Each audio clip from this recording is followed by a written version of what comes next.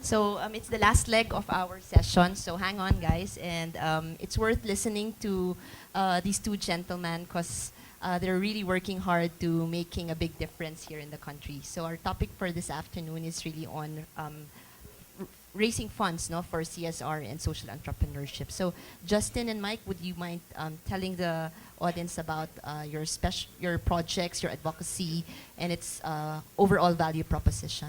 Okay, so we haven't launched yet, but we're looking to launch within the next 4 to 6 weeks. But Project.ph, we're looking to launch the beta website with pilot partners that are social enterprises here, such as GK, Happy Noi, Solar Energy Foundation, Gifts and Graces, Ant Hill Fabric Galleries.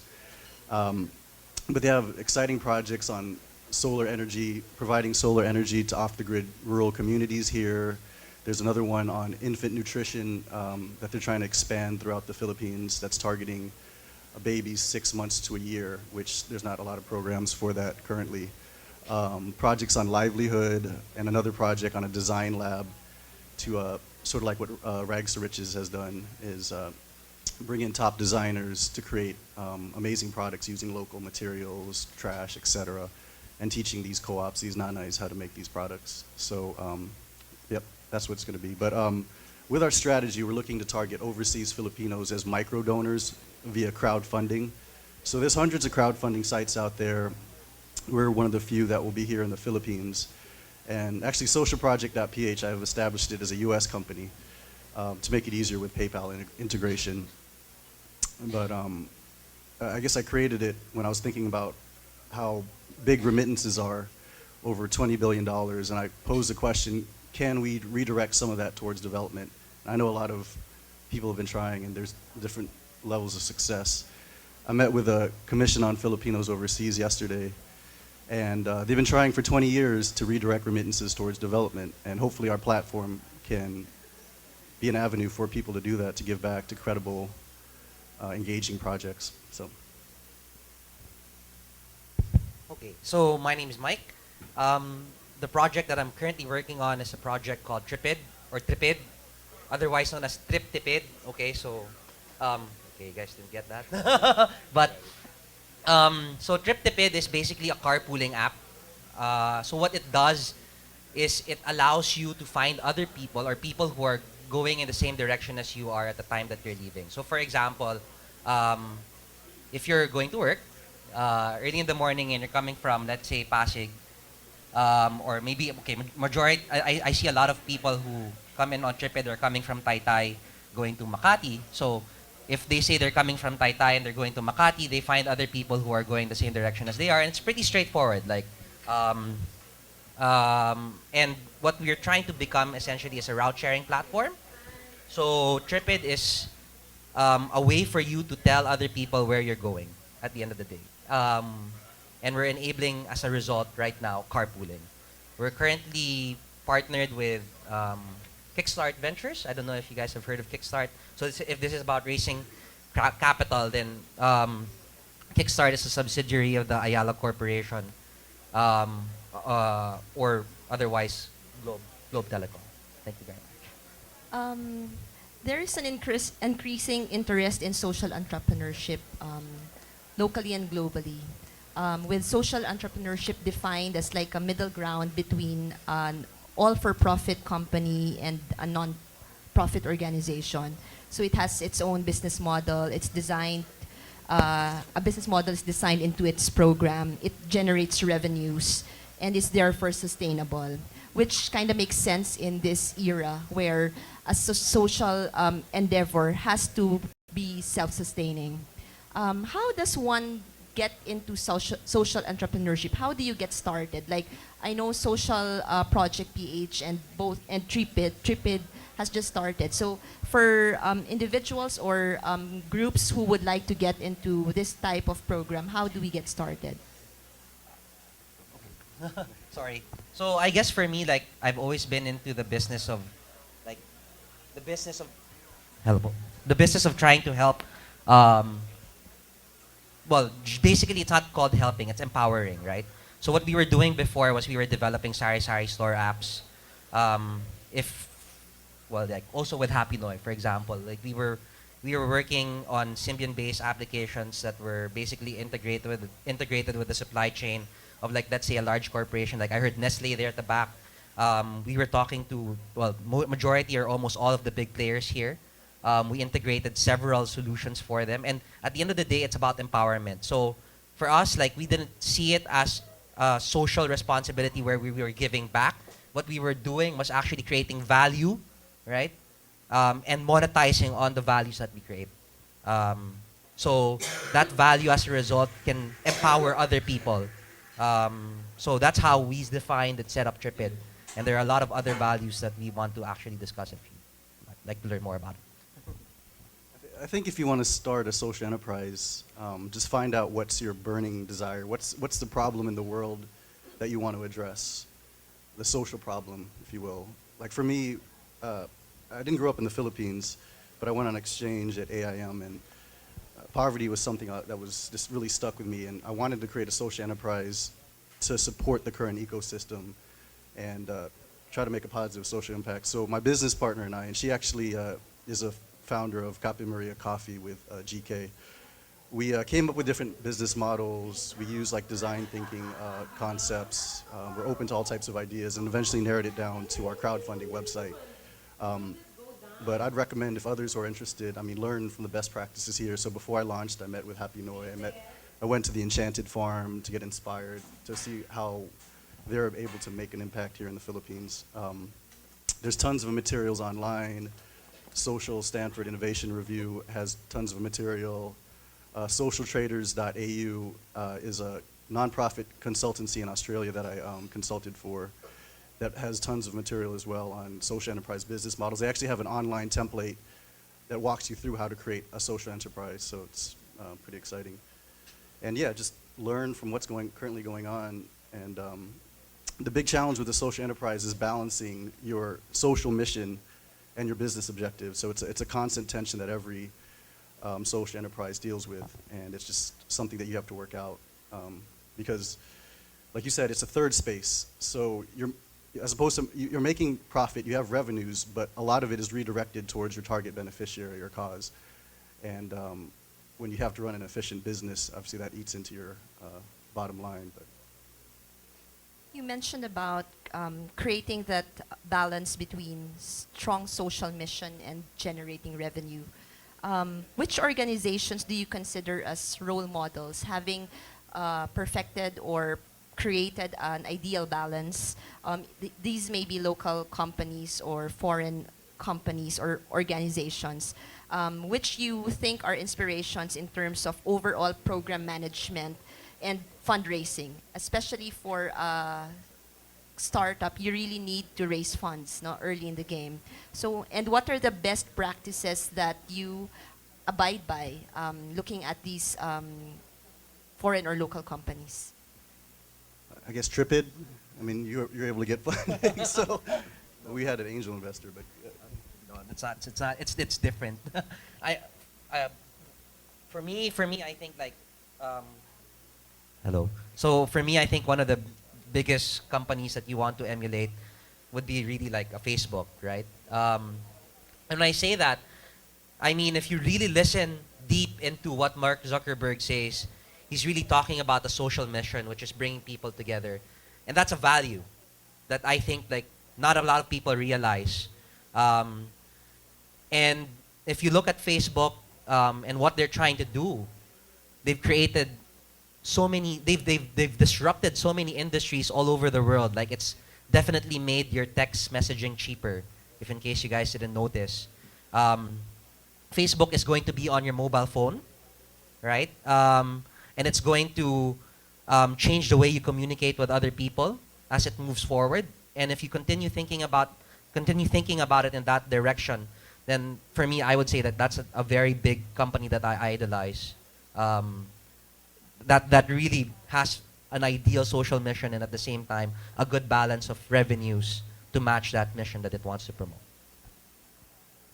So one great model of a social enterprise is Tom's Shoes. So the way it started, there was an American guy who went to South America, and he was affected by seeing so many kids without shoes. So he basically just branded a local product. So the shoes are actually made in that area, if I'm not mistaken, and calls it Tom Shoes. And it's a 1-for-1. So for each shoe that you buy, one pair of shoes will be donated to a child. And actually, if you look into their business model, I mean, he's making millions of dollars. So it's a great case study of a social enterprise that's making a lot of money. Another one is Kiva.org, which is my inspiration for a social project. They've raised over $340 million for projects throughout the world. And interestingly, the Philippines has the most number of microfinance borrowers with Kiva. But yeah, I mean, Kiva.org, it's a nonprofit, but they've raised over $340 million since 2005. You mentioned Kiva. It's really more on crowdfunding and microfinance, no? So it's also on the rise. Crowdfunding is also on the rise with the likes of Kiva and Kickstarter leading the pack. How do you plan to scale it here in the Philippines? I think especially for Justin, since this is the primary advocacy and platform of social project. Scale it in terms How of do you plan to scale your fundraising through Okay. social project? So, I mean, with Social Project, it's called a multi-sided platform. So you have your buyers on one side, if you will, or donors, and then you have your supply that you have to build up. So it's a challenge in terms of having to build up both of them. So a lot of my time is spent meeting with NGOs, screening them, seeing if they're credible, having them fill out a form where we look at their BIR, SEC registration. On the donor side, we're going to use we just had like an online marketing session, but using a lot of the strategies that were mentioned with digital marketing, SEO optimization, backlinks, social media, creating a animated video, as well as offline activities. So with Filipinos overseas, there's lots of associations, Philam student groups, and I actually just came from a Commission on Filipinos Overseas conference the last couple of days. It's actually ongoing now.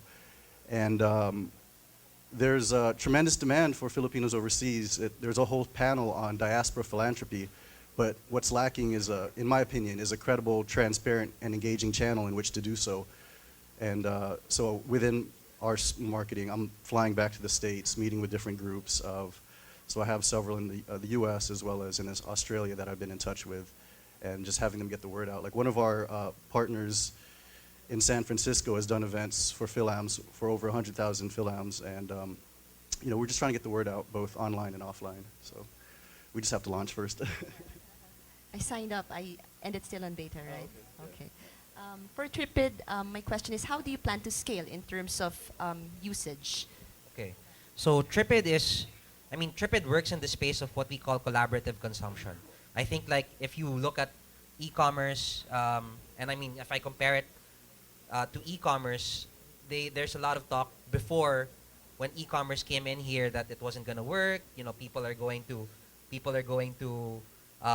still go to the brick and mortar stores. What we call this is actually true social commerce.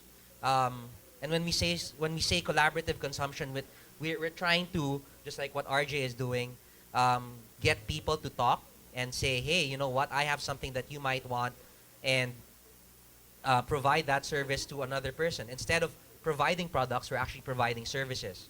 So how we're scaling or how we're growing right now is that we've partnered with several organizations. In fact, we're already in 8 universities. So your kids, if you have kids in the top tier schools, they might start using Tripid soon. But chances are they'll probably be Tripiding with somebody who is in the same school as they are at the moment. And at the same time, we're also doing this to corporations. Like we're in talks with Globe, with I can't say all the other companies right now, but I saw some of the competitors here in the room. So, but the point is, it's part of it can become part of their CSR program, and it can become part of their HR program. So, if you think about it, most of the time, HR's worries include, what type of incentive do I give to my employees? Do I give them a car? Do I give them a shuttle to take them home and out? So the reality is, one of the things that Tripid is trying to do is we're also trying to replace car ownership with smartphone ownership. So you don't have to buy a car. You just have to use your phone and get a ride with somebody who's going in the same direction as you are. Why do we say that? Well, I mean, if you come out on a Friday night which I utterly do not do anymore. Um, you're not gonna get through EDSA because of traffic. And car ownership is definitely like becoming a huge pain point in the Philippines. Um, and the reason why it's becoming a pain point is because I heard a lot of things a while ago that where people were talking about like they want help from the government. Well, I would say like one of the primary problems that we have in the Philippines is we're not innovating in the transport industry because of government. So what government has done is it's actually forced you to pay 12 pesos or 8 pesos for your jeepney ride, or 12 pesos for your bus ride, or 15 pesos for your MRT ride. Therefore, people who can, like, let's say, use a really cool BMW to drive you around the metro can't charge you any more than what a guy would charge you who's driving a cab, driving a bus, or driving a jeepney because of the regulations that are surrounded that surround the industry. So that's what we're trying to actually penetrate, change. We're trying to create better services and better ways for people to get around. But Mike, how do you address the question on safety? Okay, so on Tripid safety, we have ratings within the system, and at the same time, we have what we call social reporting. So we have okay. I don't.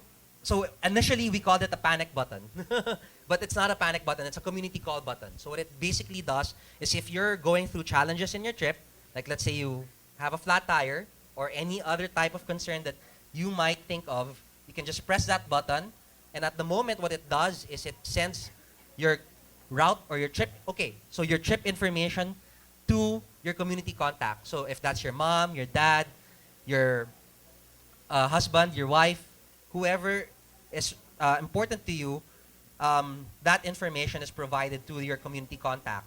Secondly, like if you really, really think about it, when was the last time you rode a cab and you knew your cab driver's name? Never, right? You've never ridden a cab where you know your cab driver's name. And that's what Tripid is actually enabling you. You know who drove you in and out from point A to point B. You're safer than a cab, and you're actually more social than a cab. So I guess that answers the safety issue. So what are the challenges that you face as a social entrepreneur startup? So how has digital marketing or online helped you manage such hurdles? And on the flip side, how has it amplified and enhanced your social projects?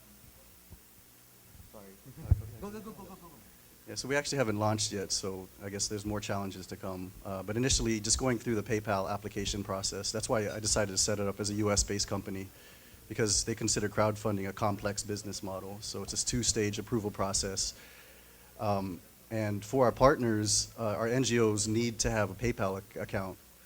And for Philippine nonprofits, it takes up to 2 months for them to qualify. Because of the risk of money laundering, there's a lot of financial and legal regulations that are imposed. So that's one of our, and that's going to be an ongoing challenge that we're dealing with. So.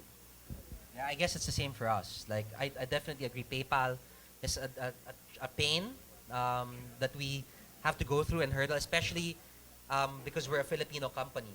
One of the ways we're circumventing that is, that's the reason why we're partnering with payment providers like GCash or Smart Money to enable people to pay their trips via their phones or their mobile devices.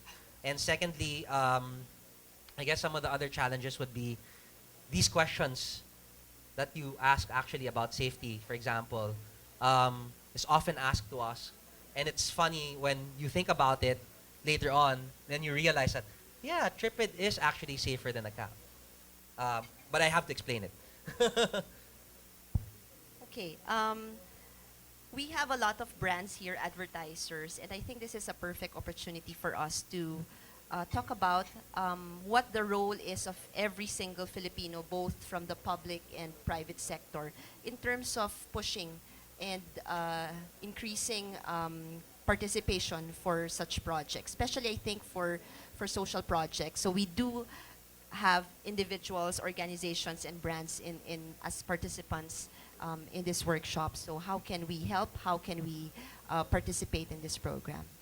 Well, you can sign up on the website, www.socialproject.ph. But one of the things we plan to do, the initial beta launch, we aren't targeting corporations and their CSR. But when we do the full launch, one of the things we want to do is partner with corporations and their CSR. So if we have like a tree planting project or a bamboo planting project with an NGO, the company could fund match whatever is raised, and or they could provide volunteers for particular projects. So then our NGOs can list their needs and we can connect them, because a lot of corporations have their platforms for CSR, whether it be education, livelihood, etc. So we're looking to tap into that, and that's how the platform itself was meant to be, to support the current ecosystem. But if I could actually, maybe everyone doesn't know the crowdfunding model, but how it works is it's micro donations. So you target a group. It's a group of supporters that give a small amount of money that adds up to a lot, that are supporting a cause that they believe in and they want to see succeed. So let's say I have a financial literacy project that we're looking to raise or let's say we're trying to build a school with an NGO. We're trying to raise $5,000. It's on our website. We have a video of kids in tents, and I was just in Compostela Valley last week working on that. And you have 60 days to raise $5,000, and people can donate in $25, $50, $100 amounts, and you get rewards. So there's rewards and engagement. So for $25, I give the example, your name could be written on the side of the school. If you give $50, maybe the barangay captain could give you a shout out. And our NGO partners, our social enterprises, are coming up with all types of creative rewards. So it could be an actual product if you donate X amount of dollars. In addition, there's engagement. So after a project is successfully funded, then the project partner has to email all their donors and say, hey, you're an amazing person. Thanks for being a part of this project. Here are pictures of smiling, happy kids in a classroom. So they get updates throughout the whole 6 months or year until the project's completed. So in terms of partnering corporations, the opportunities are endless with the platform. And yeah, so those are some of the things that we could do. Yeah, same thing with us. Like for Tripit, please sign up on www.tripid.ph. So how could people participate in the route sharing movement? So some of the things that we're doing okay, first of all, like Tripid is currently based out of the Philippines, but we're very ambitious. We want to reach the region. We want to get through the region, so we're looking for partners, marketers. If you're enablers, if you're an investor, we're always opening our doors to opportunities with Tripid. We're very open-minded. We're a team of 16 people. We're a team of 16, around 8 engineers, including myself, and we're just building the product. And of course, the challenge is, like, we want people to participate in this movement. We want the brands, of course, to be in there. We want to give free rides if we could. And that's really the challenge. And the only way we could do that is if there are people who help and really believe that through collaborative consumption, we can change and disrupt the model that we have right now. So some of the things that we have to think of, I heard a lot. Okay, so this is just going to be my personal advocacy, just this because it's my stage time.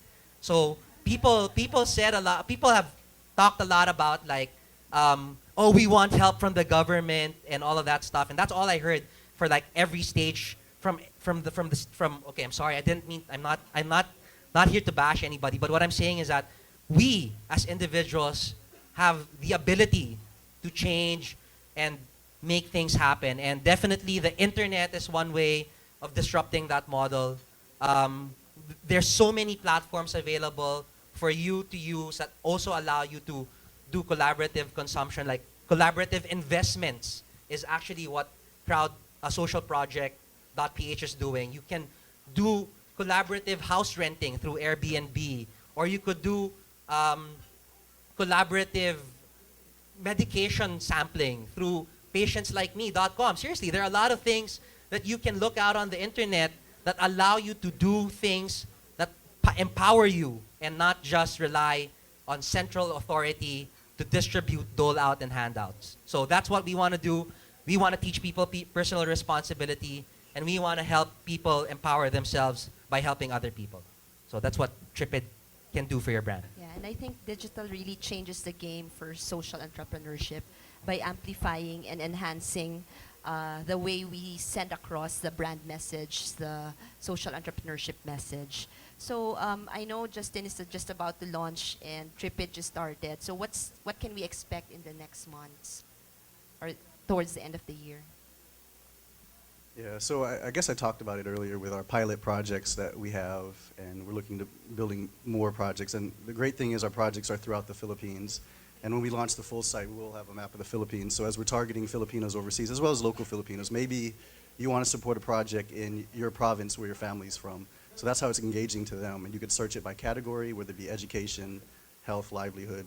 And it's fun too. So like when we say education, we actually label it cool for school, or environmental projects, or eco warriors. And each donor, as well as project partner, will have a web page within our site that can either link to their website if they have one, or like a lot of NGOs, they don't have a website. So it provides them a website platform. You could learn about their advocacy, et cetera. So for the donors, we'll have like a pie chart. You could see like what projects they support, kind of highlighting them. They could comment on the project itself. So then that provides more transparency and kind of puts that social pressure for the project partner to fulfill their obligations. But of course, it'll be tied to Twitter or Facebook. So like if Joe Smith donates $25 or something, it'll show up on his Facebook page that Joe Smith is an eco warrior. He just gave to a project cleaning the Pasig River. So those are some of the features that we'll have on our site. So for Tripid, there's a lot of things since we made an announcement that we got an investment with the Ayala Group. So we're going to be very deeply integrated, probably or hopefully, with the Ayala malls, and we get free parking if you're a carpooler. Some of the things that you can expect would be a new UI. We're definitely going to be on mobile, and you're going to expect mobile payments up and coming, and hopefully we pull through with some of the partnerships that we're looking into, so that you can also pay for bike sharing on Tripid, and even bus sharing or bus rides, especially at the fort where you can't get around on Tripid. So that's us. I guess we'll just pick up one question for the sake of time management. Let's show the text question. Okay, question for Tripid car sharing website. Car sharing is very time sensitive. How do you handle the issue of Filipino time? Because everyone in the Philippines is always late. Yes, exactly. So actually, if you go on our website, there's what we call the Tripid time. So it's a universal Tripid time on the website. Just check it out. So that if you're late, you know what? Like you're rated poorly, and that's also one of the cultural changes that we're trying to enable, right? I mean, personal responsibility also means you have to be responsible for other people's time and try to show up when you say you're going to show up at a specific point in time. And as a universal time, we put up a Tripid time on the site. It's gonna show up in your review like Yeah. Menchie is perpetually late. Yeah. So no one will pick me up. Nobody will want to pick you up, right? But at the same time, like there are ways for you to remedy your To redeem reputation. your Redeem your reputation. reputation. And that's part of the gamification that we haven't actually even put up yet. Wow. That's tiring to just think of it. But because you have to build it. But yeah. Okay, just one last question from the floor. Can you, the nearest microphone? Hello, Sherry here again, CEO of Chiquibo Marketing. I'm actually a good pal of U.S. Ambassador Harry Thomas, and actually he wanted to promote and boost American products in the Philippines. That's why I'm asking you, look at Overdrive, commerce shifts into high gear, right? What is your high gear? What will you do for America to boost up in e-commerce in the Philippines? And they support you, they give you money for that. They actually lend you money from U.S. companies, like Oracle owner, Google owners, and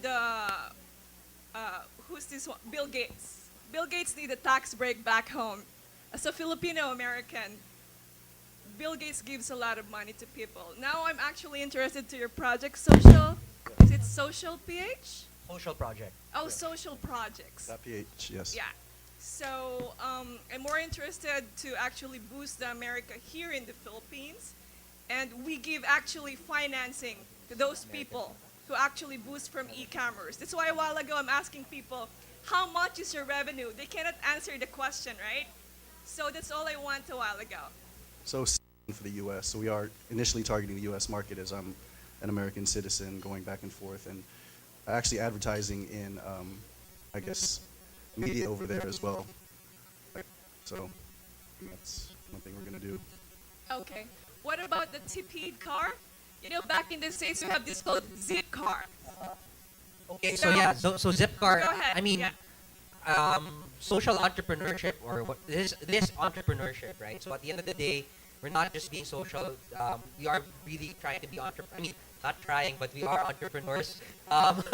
Zipcar recently sold to Avis for $500 million. Oh, wow.